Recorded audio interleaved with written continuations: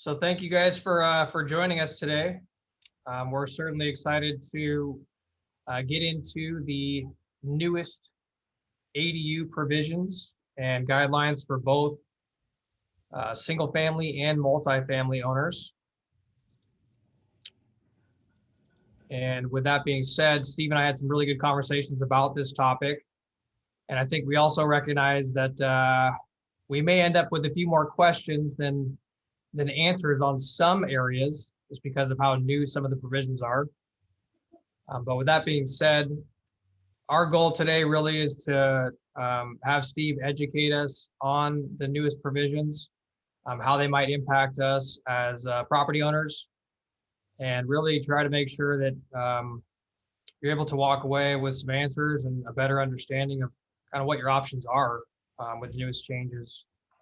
So aside from that, I wanted to also mention that the purpose and the structure of the call really is we want to make it an open dialogue, right? We obviously want Steve to educate us, but we also acknowledge that we want to have a dialogue about any questions and have a conversation. So if you have a question, please put it in the chat box. We'll be happy to get to it. Feel free to raise your hand. And then at the end of the call, we'll also kind of leave it open so that if someone did have a question, we can make sure to answer as many as we have time for. So without further ado, I'll let Steve take it from here with Ergo Architects. Thanks, Steve. Thank you. Thanks a lot, Nick, and thanks for organizing this. Yeah, I appreciate the opportunity. And we've had a tremendous number of questions in the office. It's not a day that goes by that somebody doesn't call about an ADU, it seems. So anyhow, it's great to get some information out. And as Nick said, feel free to ask questions as we go. I may forget to define terms or, assume knowledge that of course isn't there yet, but I'll do my best to navigate that as we go. All right. So anyhow, our agenda first will be to talk about what ADUs are. And then Nick asked me to speak to both the single family and multifamily provisions of the new ADU ordinance. And they're actually quite different in some regards. So first I'll cover common elements to both single and multifamily. And then I'll go through the things unique to single family and then the things unique to multifamily. And then I'll talk a little bit about the process, process of obtaining permits and building an ADU, as well as the cost. And then finally go to some resources, and then we can take questions as Nick mentioned. Perfect. All right, so a couple of caveats first. This applies to the city of San Diego only, and that's really important. We're talking specifically about the new code that was just passed in December. And the single family provisions of this ordinance are generally consistent with what you'll find in other communities, but the multifamily provisions are absolutely unique. And if you don't live in the incorporated city of San Diego, they will have nothing to do with your property. Also, as of today, they don't pertain to the coastal zone yet until our local coastal program is certified by the state. And that was due to happen in May, but I think about a week ago, the Coastal Commission tabled it and asked for a year extension.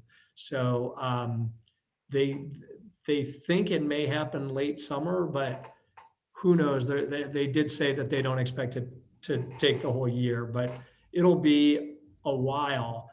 And then also, if you're doing research on your own, I mentioned it only applies to the city of San Diego. And if you just Google San Diego ADUs, you'll get lots and lots of county resources. So unless you live in unincorporated county, ignore those, please. And and also be wary of the date. If you get something from 2017, that's 2 ordinances old now. So it'll be not very useful information. Steve, I also wanted to mention too, albeit this is specific to the city of San Diego, would it be fair to say that obviously other unincorporated areas or incorporated areas are paying attention to these and may eventually enact or incorporate some of the provisions into theirs if they find that it makes sense? Yeah, that's a great question, and you're right on the mark. In fact, the state has passed mandates that require all the various local jurisdictions to comply with. And so all of the ADU ordinances are essentially the state mandates, but tweaked a little bit to the municipality. So for single family, San Diego's conforms quite well with the state, as do almost all municipalities. So the details may vary, but you're correct. All the major features of single family are going to be very, very similar from municipality to municipality, and in fact to the unincorporated county as well. And it's really the multifamily that's different. And San Diego's gone very, very liberal with their multifamily provisions.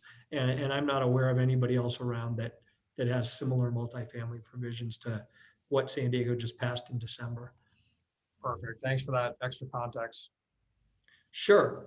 And then the last caveat is just that these are my opinions. I like to think they're well informed. We've had lots of meetings with the city about accessory dwelling units, some at a senior level. So I've asked lots of questions and gotten lots of answers. Sometimes they were pretty consistent and other times not so much.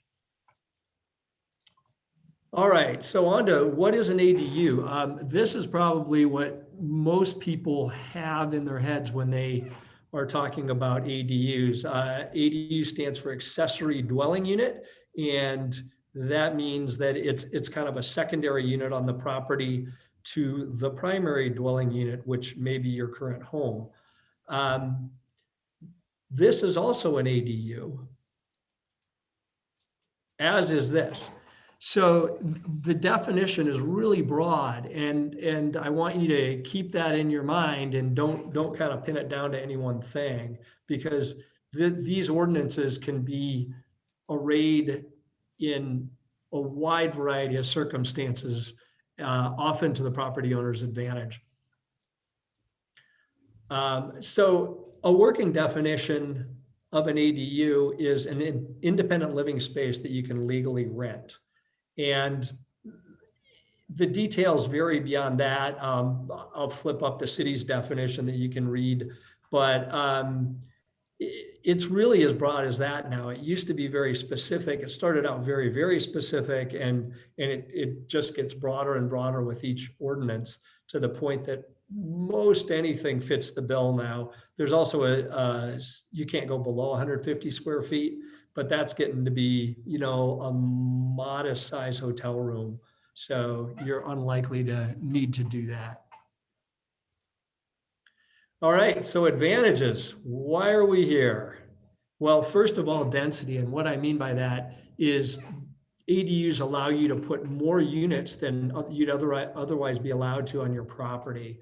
And so for you single family people out there, now your single family home can house up to 3 units, a primary unit, which is unlimited in size only by your local zoning, and then an accessory dwelling unit and a junior accessory dwelling unit. So you can live in your home and have 2 rentals on your property now. And we'll get into the density advantages for multifamily later, but they are unlimited to a fairly literal extent. You're going to be limited by your buildable envelope, not by your number of units with multifamily typically. The next huge advantage is parking. And the thing that used to kill almost every development twinkle in a developer's eye was parking, because you'd have plenty of room on your site to build a beautiful building of some sort, but you don't have room for all the cars that they're going to require you to park.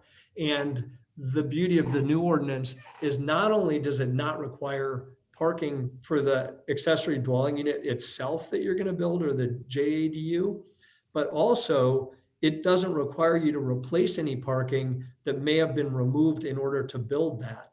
So, we have lots of sites that either they're on a steep hill or they're on a canyon or whatever, and there's just very limited options in terms of parking and in terms of where you can build your ADU. And now you're actually allowed to build it right where you used to have legal parking spaces. And so that really opens up ADUs to just about any parcel, assuming that the primary dwelling doesn't really fill the parcel already. And Steve, this is not to be confused with the previous provision that was passed with parking requirements associated with transportation zones. Oh, that's a really good question. And it goes hand in hand with it. It's actually a separate provision. And so this no parking ordinance goes anywhere in the city, whereas that ordinance was only within a half mile of major transit stops. So yeah, you can do this anywhere, which is really great. Awesome. Um, Another advantage is that there are certain exemptions from setbacks, the maximum floor area ratio you're allowed to build, and other zoning ordinances as well. And there were some of these in previous ordinances, but they've all become more liberal, particularly as interpreted by building officials now. And so generally speaking, your ADUs can go right to the property line at the side yard and rear yard. And for an unlimited length of distance. And in some cases, you can exceed your allowable floor area ratio, which is essentially a description of how much volume you're allowed to build on your site. And so it's very helpful in those ways. And then there's some minor other things, but those are the two big ones. And then you get a development fee reduction, and there are 3 fees that they waive if you're building an ADU. One of them is about a $450 fee. One of them is a $3,000 fee. And the big one varies dramatically.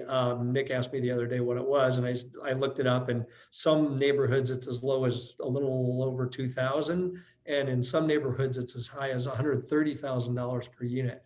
So your savings could be really substantial by calling your development an ADU rather than a unit. And this goes for multifamily too. There really isn't distinction between ADUs and other units except for a few details. So if you're planning on building 2 more units anyhow, if you call them ADUs on the plans, it could save you $260,000. Wow. Steve, before we go on to the next one, I wanted to make sure we got to a couple questions that came in. Sure. So one of the questions that came in was on a property zoned for multiple residential units. Mm-hmm. That property goes through a small lot subdivision. Mm-hmm. Newly subdivided small lots each have their own ADUs. I'm not certain, but I believe the answer is yes. They can each have their own ADU. Now, we're in this interesting time where the city gets a whole bunch of questions, and a lot of them are very unique. And as time goes on, they'll answer these questions in the form of a building newsletter.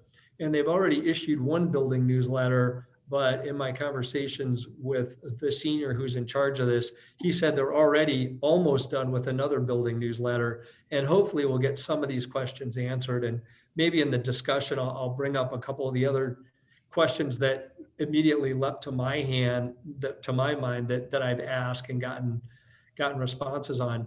But it seems that the intent is to allow as much density as is reasonably possible.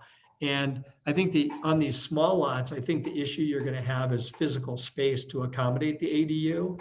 But I would guess that the city's going to say, if you can fit it, we'll allow it. And we'll look into the details of that.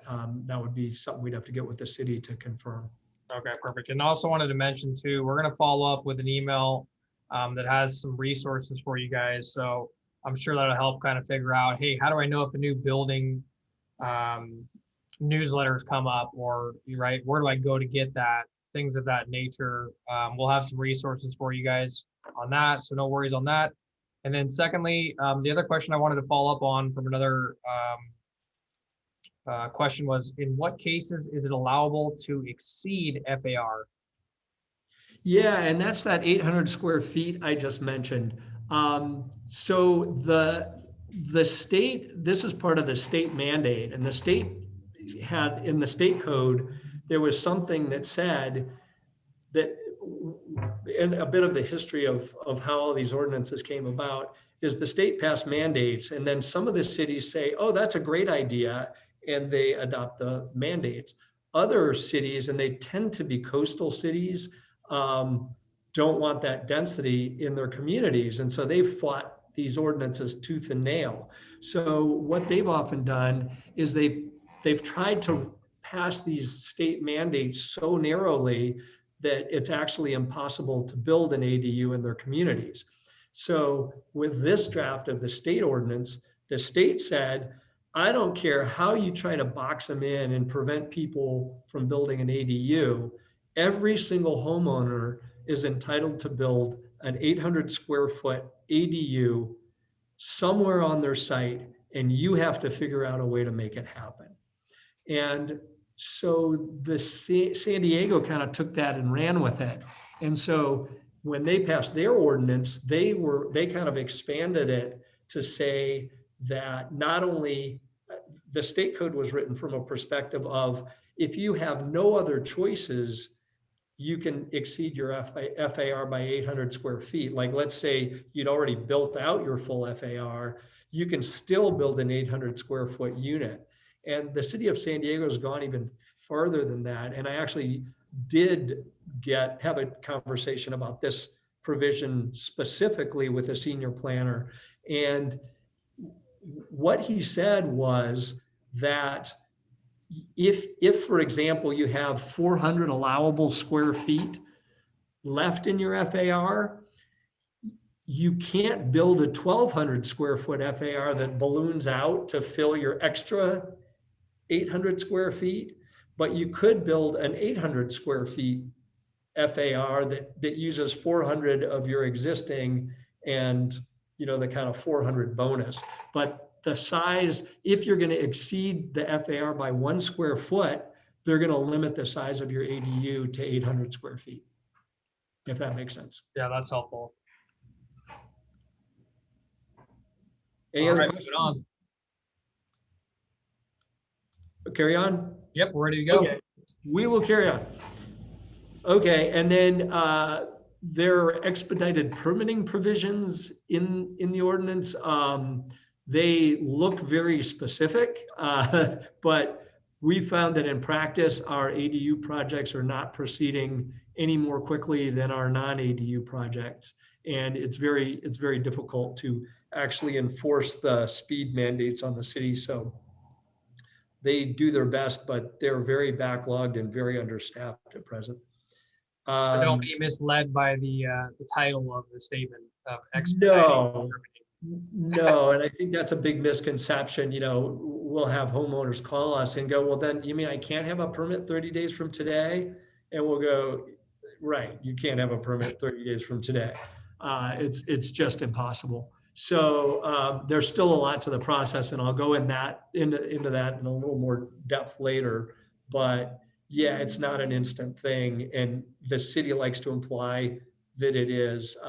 But yeah, you're going to have to go through a full permitting process for your ADU. And then along those lines, it segues right nicely into the next bullet point, is that there are also pre-approved plans, and they are not available from the city, but from the county, and the city of Encinitas has also published pre-approved plans.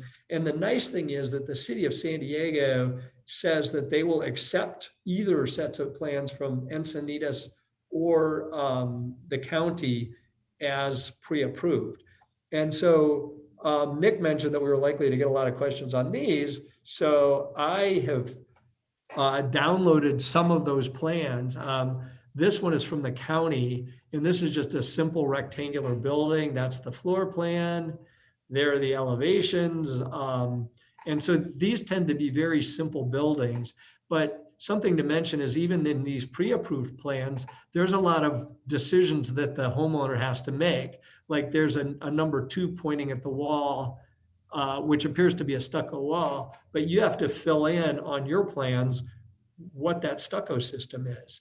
and there's a thing pointing to the roof 134. So you have to specify a Class A roof, and it has to meet Cal Green standards and all that sort of thing. So there's a little work to be done. You have to properly ventilate it and provide truss calcs, and so there's other things you need to do. You can't just say, okay, here are my plans, and turn that PDF into the city.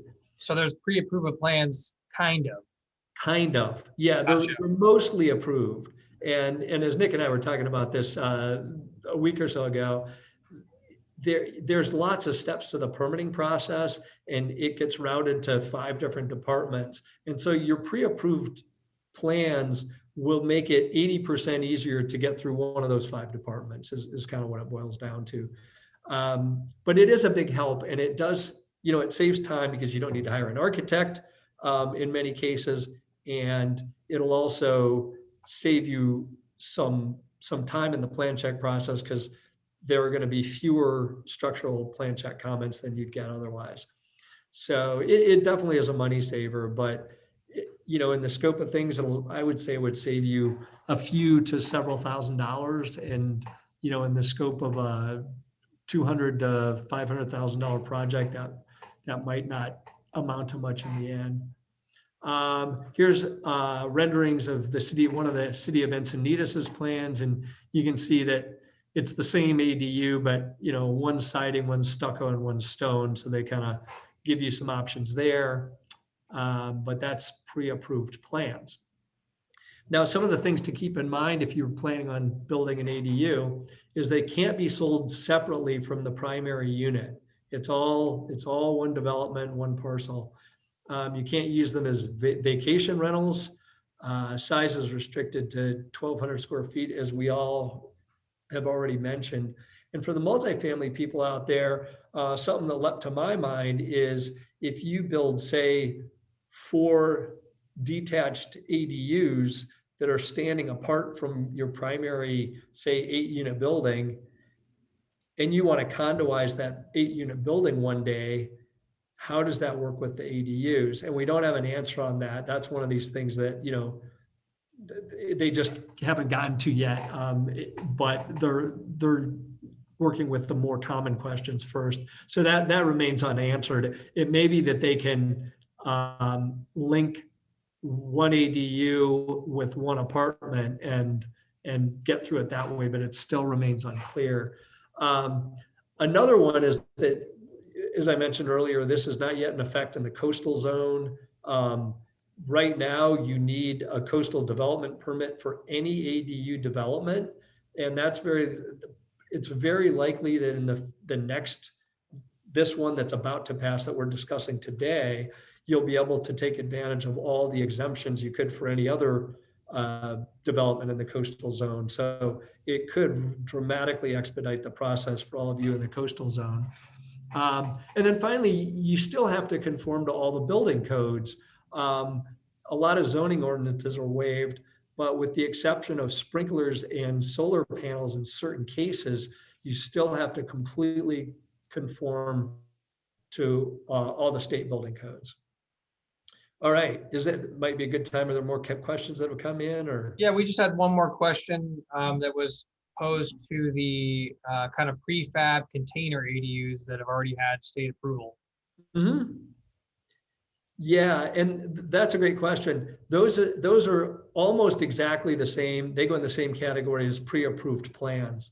It's subtly different because a lot of those are getting motor coach designations, but from an overall process and cost standpoint, you can think of it as taking pre-approved plans, and you still got to situate it on the site and go through all the zoning for that, and obviously hook it to your utilities and that, but it's going to be very similar to pre-approved. So it still encompasses a lot of the caveats that any other typical ADU process would. Correct. Yeah. Awesome. All right. Anything else? We're all answered up. Great. We'll move on to single family only provisions. And these are all focused on what's called junior ADUs. Multifamily doesn't allow junior ADUs. They just allow lots and lots of traditional ADUs. So these are single family specific. And a junior ADU is slightly different than a traditional ADU. And the biggest difference is they're limited to 500 square feet. And you can't build a new freestanding JADU, but you can stick them into any existing space, and you can fold them into new construction for a primary unit or an accessory dwelling unit. The only restriction is that it needs its own exterior entry, but it does not need a separate bathroom. You can share a bathroom with either an ADU or a primary dwelling unit for a JADU.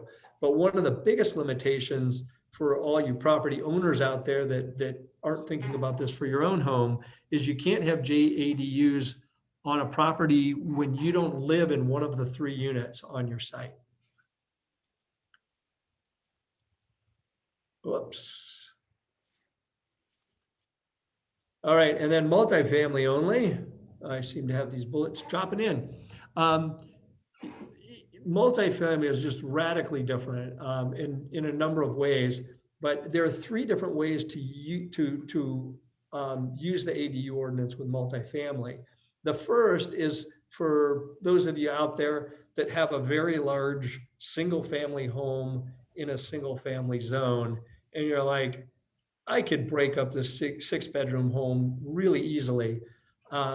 Now the ordinance allows you to convert up to 25% of your allowable units that are existing to ADUs with a minimum of 1. So if you have a very large house that's traditionally been single family, but you're in a multifamily zone, you can divide that existing home in 2. And if you have lots of units, you can subdivide 25% of those existing units and split them. The second way is to convert existing non-habitable area. And they rattle off lots of choices, which you'll see if you email us for the information, boiler rooms and storerooms and washrooms and the like. But the big one is garages. So you can inhabit garages with ADUs in multifamily. And again, you don't have to replace that parking. So if you own one of these buildings in, almost any community, there's tons in North Park and City Heights where you have the row of garages off the alley. You can take all those garages and turn them into ADUs if you choose to do so. And you can do that. There's no limit to the number of those that you can provide. And then another kind of sneaky way is in exterior space that counts against your gross floor area. And those things might not be obvious at first, and you may need to, ask an architect or go running to the definition of gross floor area in the municipal code. But generally speaking, anywhere that there's habitable space or living space above, all the space below counts against that structure's gross floor area. And so you're allowed to build that out as an accessory dwelling unit. And we have confirmed that with the city. And then the final way is with new detached structures. And you're allowed every multifamily development, and that multifamily development could actually be a single family home. You're allowed to build 2 new detached ADUs at a minimum.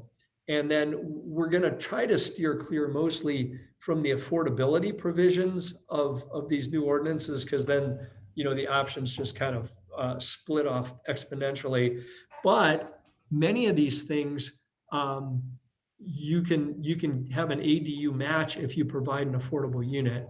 And that appears to be true of the detached ADUs. So you would be allowed to build 4 detached ADUs as long as 2 of them were affordable. Steve, real quick, we got a couple more questions I want to make sure to go over. So both pertaining to the primary owner must live on site associated with the junior ADU. Sure. One of the questions is, how does that work if I have a single family home with a junior ADU and I'm looking to sell that property? Yeah, that's a great question. So what would, it's a good question, but what I understand would happen is that the, for the owner that purchases the home to keep the junior ADU status, they would have to live on site. Otherwise, that JADU gets folded back into the primary. It becomes part of either the primary residence or the ADU, and they can now only lease one other unit besides the primary home. Does that make sense? Yeah, I mean, I'd imagine there's going to be something that's going to be attached to the title report of the property that shows that there is an exclusion for if they know there's a junior ADU on the premises. Correct. And that's why they don't allow you to build a freestanding JADU, because then it gets all tangled up in the, well, now I can only sell it to somebody that's intending to live there. And if they, what happens if they move out, you know? Right. So that's why the JADUs are intended to be kind of within one of the other two units. So it's easy to roll them back in. Okay, perfect. I think that helps us answer. I think we have another one that's question pertaining to duplex. So currently have a duplex with a separate garage, would like to put a second story on garage as an ADU. Since this would be the third unit on the property, would this be considered an ADU or a junior ADU? This would be considered an ADU. Yeah. So because if you're a duplex, you're probably in a multifamily zone. It's possible you were grandfathered, previously conforming, as the city calls it. But if you're in a multifamily zone, it would have to be a regular ADU because they don't allow JADUs. But the ADU gives you more flexibility, and there's really not many downsides to it. Perfect. That helps. All right, awesome. Okay. Let's see. So then the other great thing about this multifamily ordinance, and we've confirmed this with senior staff as well, is that you can combine all three of those ways to build ADUs on your site. So say you're allowed to convert a washroom and convert two garages and build two detached ADUs.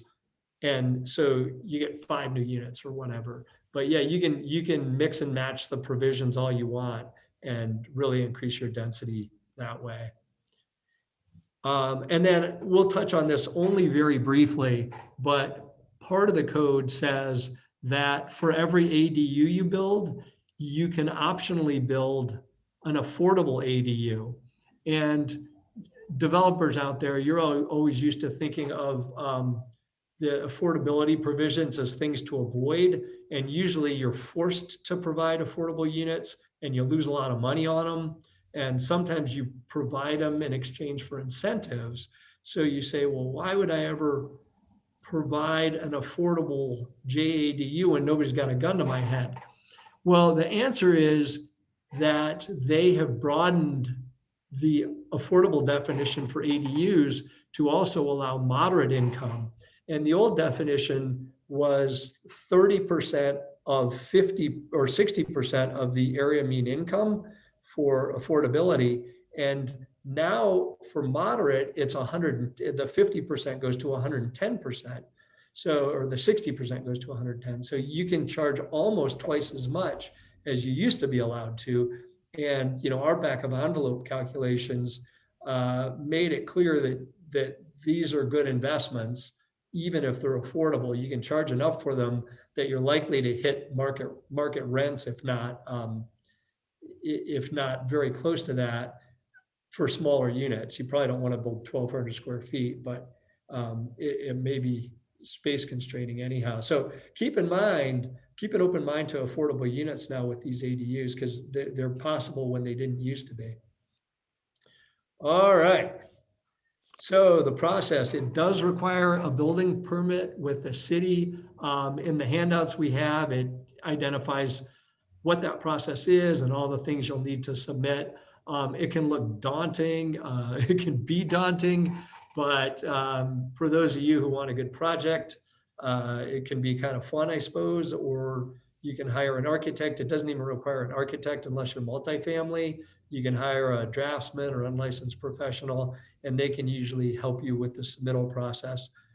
Um, Expedited permitting, we discussed that. It's expedited, but still not too quick. Nick asked me what I thought a reasonable timeline would be. And depending on, mostly on the complexity of your site, not really so much on the complexity of the building, but somewhere I'd say between, I mean, 4 months would be near miraculous, I'd say. 6 months, maybe more typical. 8 months wouldn't surprise me at all. It's going to be months to get your permit. And then I guess I've discussed pre-approved plans already, so I won't go into that in any more detail.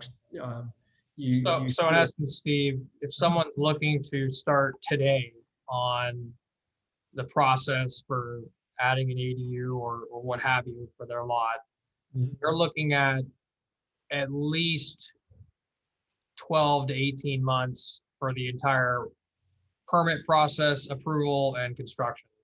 Yeah, I mean, I think that's a pretty good assumption for, I mean, for our clients, yeah, absolutely. Because, they usually want something designed and they want to spend some time designing it and, integrating it with the existing home, and often want shared outdoor space and all kinds of stuff. So the design takes a while. And then often that can also make the permitting a little more complex. But yeah, I mean, I think the quickest thing, if you have an existing garage and you're building an ADU or a JADU within that, that streamlines things a lot. So they can be pretty quick to design, and then they're going to be a lot faster to permit because you don't have the zoning issues, which are usually the thorniest issues. And then that's when I think, you could maybe think, if you were super aggressive, 6 months. But yeah, it's most people, I think, figure a year that, and Yeah, and if there's anyone on the call who has recently built an ADU or has any experience with this, we'd love to hear um, any feedback if there is any out there. Obviously, I'm throwing it out there open-ended, but if you want to put a note in there, if someone has, great. We'd love to learn from that. But aside from that, is there any other questions or any other conversation from what we've discussed that anyone wants to make sure we touch on?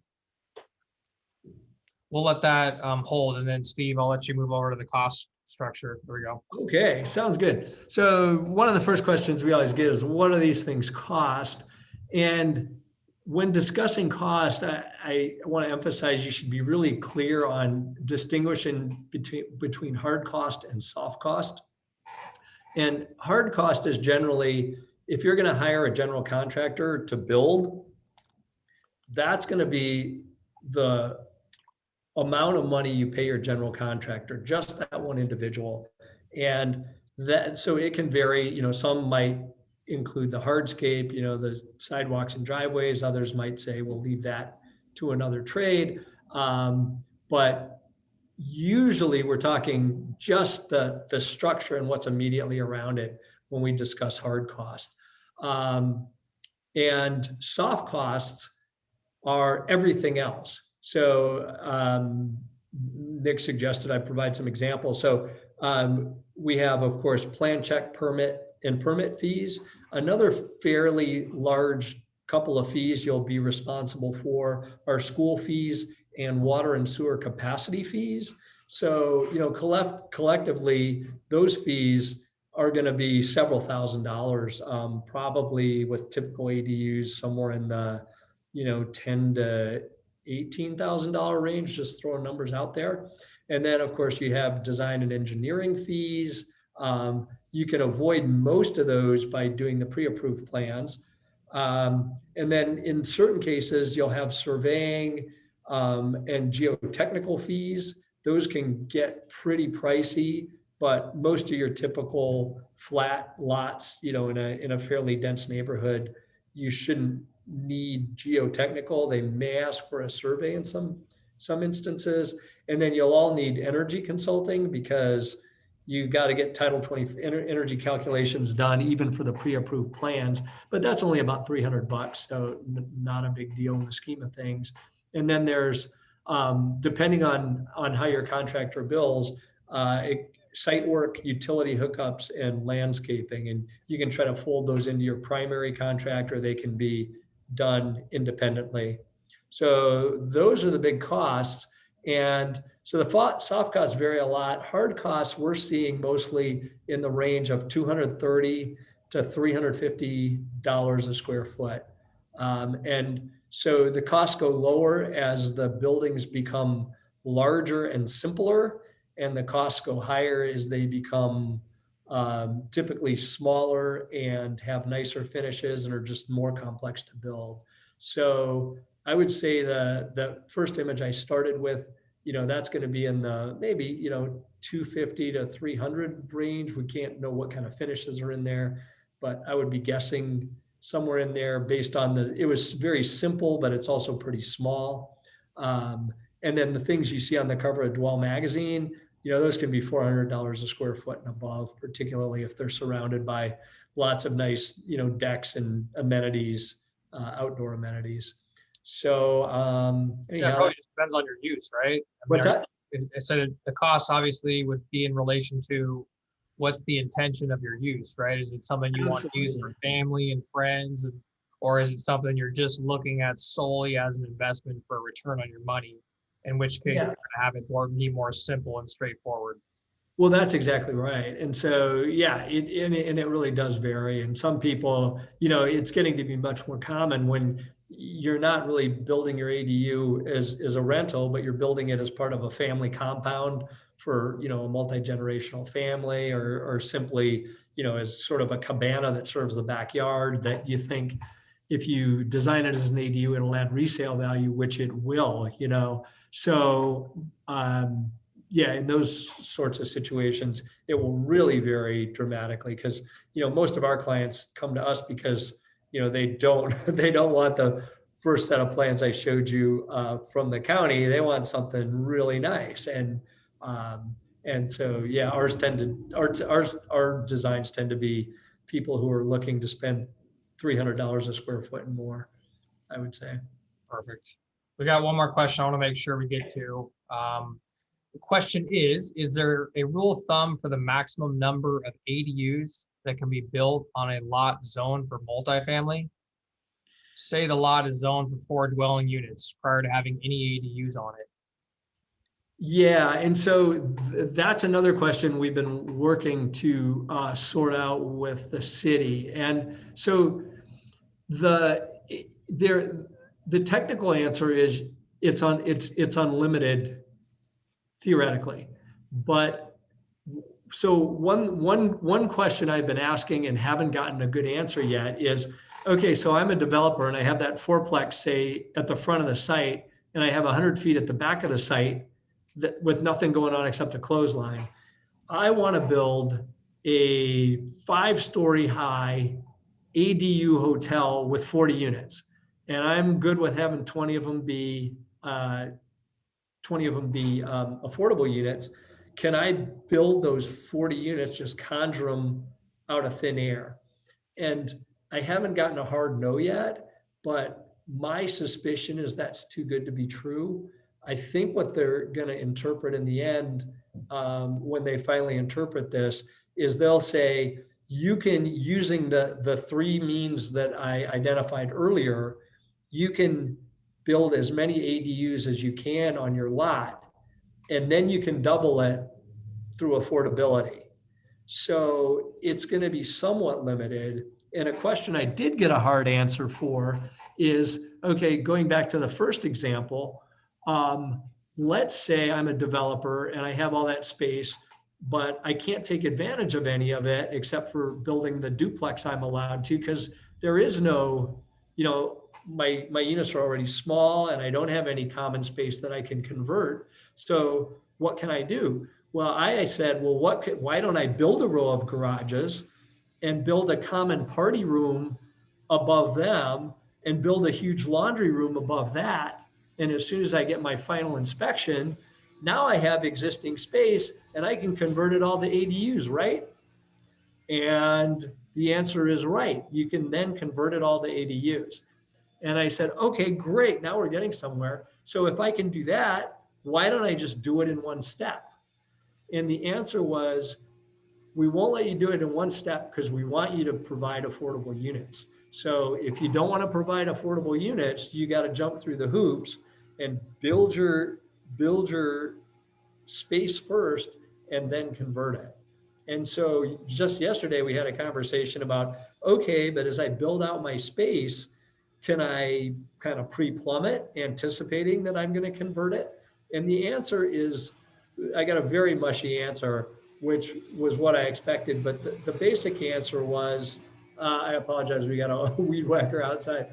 But the basic answer was, it varies dramatically by plan checker at the city. And some will not allow you to do it at all. Others are fine with it. And, but I think for practical planning purposes, I think you can assume you can get away with quite a bit of it. I think the more that you can justify plumbing fixtures being there as part of whatever you're calling things the first time through, they're likely to stay. But, if you had something called a party room with a row of 5 bathrooms, full bathrooms in it, I don't think that's going to fly. And then we talked specifically about garages and adding plumbing facilities in the garages, because that's something that a lot of people are interested in. And the answer there is, you can pre-plumb a half bath, but not a full bath. And that's pretty good, because the one you're really worried about is the 3-inch toilet waste. And they'll let you put that in as part of a half bath. So the rest is pretty easy to retrofit in the second phase. So the plan checker, that pertains to the soft costs associated with bribes then. Oh, yes. Well, the bribe is really just to get your architect to finish the work. Not so much with city officials. But anyhow, one thing I wanted to add about all these weird gray area situations where I'm saying, well, it depends on the plan checker, or it hasn't been hashed out yet. If you're interested in pursuing one of those directions, get a building professional to help advise you, Nick or myself or something. And, we can give you some good opinions based on your individual case. But then there's a second step called a preliminary review, and you can submit your plans, and they can be kind of sketchy to the city. And then they'll give you written answers to these questions. And right now, everything's via phone or Zoom call, and the city personnel are really reluctant to put things in writing, but going the preliminary review route forces them to actually put it in writing. And while they can renege on it, they generally don't. It generally says that this guidance is applicable for 2 years or something like that. So it's, once you get preliminary review approval, it's pretty solid. You can think you're going to go through that, unless it's clearly wrong. Perfect. Is there any other questions that anyone has? I hope that everyone's gotten value out of this call, and I'm sure you may have other questions to follow up with. So what we'd say is, if you do have specific questions to your project, definitely reach out to Steve, and he'd be happy to help provide additional context and see if it's something that he can help you with as far as the project, or just preliminary questions to better understand your options. So again, thank you guys for your time. Steve, is there anything else that you wanted to add in here? No, I was just going to say, this is the one thing I'll add is, this is, if you email Nick or I, we can send you this package. We prepared 2 of them. One this is notes of the presentation today. And then this is the information bulletin I mentioned regarding ADUs and JEDUs that the city put out in December when they initially passed the ordinance. And we've highlighted it and annotated it regarding, information we've gleaned from the planners along the way. The red lines are just, this is the multifamily version, so I struck out stuff that only pertains to single family. But this has all the information, and here's the permit process that I mentioned. And then after this, we have the code itself. And it's really interesting to put the code and the information bulletin side by side because they do vary, which is, you just shake your head. But anyhow, we can send you this if you give us your email and let us know you're interested and whether you Yeah. prefer single or multifamily version. Absolutely. We'll be sure to get everyone a copy of the recording as well as some of the resources and links for this information so that you have it at your leisure.